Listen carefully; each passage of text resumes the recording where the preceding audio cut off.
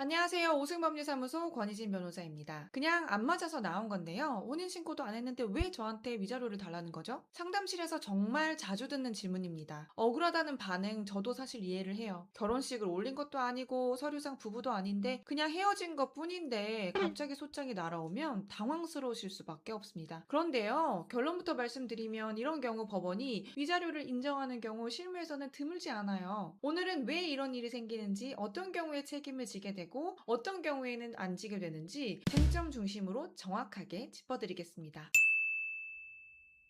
먼저 많은 분들이 오해하시는 부분부터 짚고 갈게요. 여러분, 혼인신고를 하지 않았다고 해서 그 관계가 법적으로 아무 의미가 없는 게 아니에요. 법원은 두 사람이 어떻게 만났는지, 결혼을 전제로 관계를 시작했는지, 함께 살았는지, 생활비를 같이 관리했는지, 양가에서 인사를 다녔는지, 주변 사람들이 두 사람을 부부처럼 인식했는지, 이런 것들을 종합해서 판단을 합니다. 이런 요소들이 어느 정도 갖춰지면 혼인신고가 없어도 사실혼 관계로 인정될 수 있어요. 그리고 사실혼으로 인정되는 순간부터는 법률혼, 그러니까 정식으로 혼인신고를 한 부부와 거의 비슷한 법적 보호와 책임이 따라옵니다. 즉 종이 한 장 안 썼으니까 그냥 남남이다라는 생각, 법원 시각에서는 통하지 않는 경우가 많다는 겁니다. 여기서 가장 많이 나오는 질문이 바로 이거예요. 싸우다가 지쳐서 제가 그냥 나왔는데 그것도 잘못인가요? 정확히 말씀드리면 단순히 헤어졌다는 사실 자체가 위자료 사유는 아니에요. 법원이 보는 건 누가 관계를 부당하게 깨뜨렸는가, 그러니까 파탄의 책임이 누구에게 있느냐입니다. 법원의 태도를 보면 대체로 이렇게 흘러가거든요. 첫째,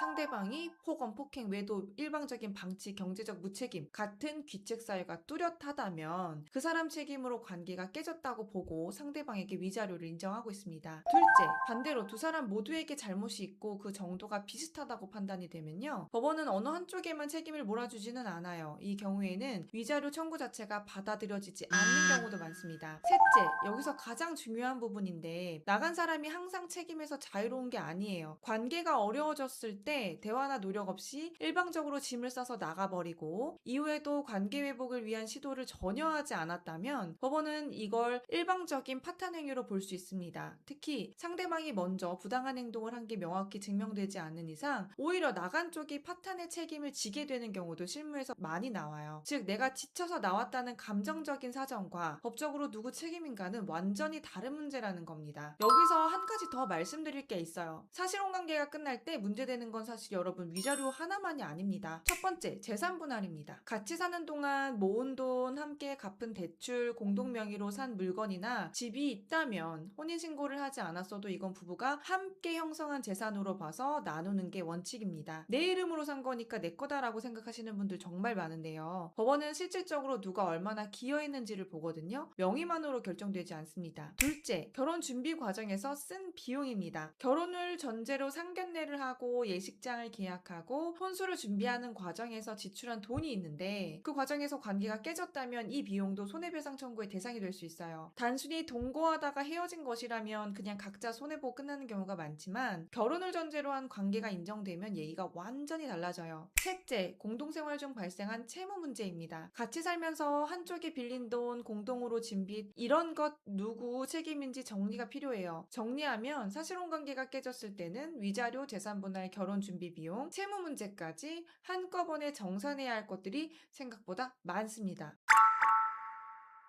여기서 이 영상 여기까지 들으시면 이런 생각이 드실 겁니다. 그럼 저는 위자료를 줘야 하는 건가요? 안 줘도 되는 건가요? 이건 사실 이 영상만 보고는 정확히 답을 드릴 수는 없어요. 왜냐하면 결과는 결국 관계가 얼마나 오래 지속됐는지, 어떤 이유로 다툼이 생겼는지, 다툼 중에 누가 어떤 행동을 했는지, 그리고 그걸 뒷받침할 증거가 있는지, 이 모든 게 종합적으로 판단되기 때문입니다. 특히 많은 분들이 놓치는 부분이 있는데요. 소송이 시작되면 내가 억울하다라는 감정만으로 아무것도 증명되지 않아요. 카톡 대화, 통화 녹음, 목격자 진술, 지출 내역 같은 객관적인 자료가 결과를 좌우합니다. 따라서 상대방이 먼저 소송을 걸어왔거나 혹은 반대로 내가 소송을 고려하고 계신 상황이라면 감정적으로 대응하시기 전에 지금 내 상황이 법적으로 어떻게 평가될지부터 정확히 진단을 받으시는 게 순서입니다. 오늘은 혼인신고를 하지 않은 관계, 그리고 단순히 헤어졌다는 이유만으로 위자료 책임이 생기는 이유에 대해서 말씀드렸습니다.